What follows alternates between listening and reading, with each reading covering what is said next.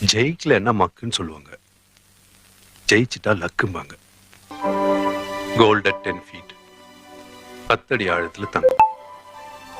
பூமியில ஒரு இடத்துல தோண்டினா தங்கம் கிடைக்கும்னு எவனோ ஒருத்தன் சொல்லிட்டான். இவனும் தோண்ட ஆரம்பிச்சான். கல்லு பாறை எல்லாம் தோண்டி கையெல்லாம் கொப்பளிச்சு போச்சு.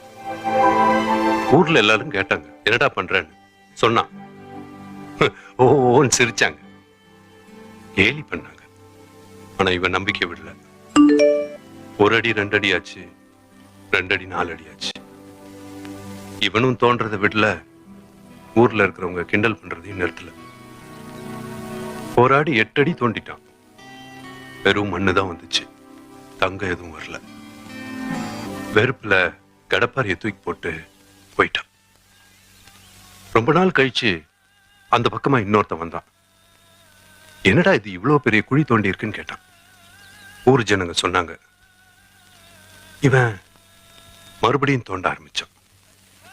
8 அடி 9 அடி ஆச்சு, 9 அடி 10 அடி ஆச்சு.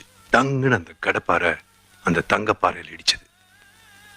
அந்த தங்கப்பாறையை அப்படியே தூக்கி தோல் மேல வச்சு ஊரெல்லாம் பார்க்க அப்படியே போய்கிட்டே இருந்தான். 8 அடி தோண்டினவனுக்கு இன்னும் 2 அடி தோன்றணும்னு தோணல. பத்தியா ஸ்ரீதர், தங்கம் கிடைக்கிற வரைக்கும் தோண்டணும், வெற்றி கிடைக்கிற வரைக்கும் போராடணும். அதான் உண்மை.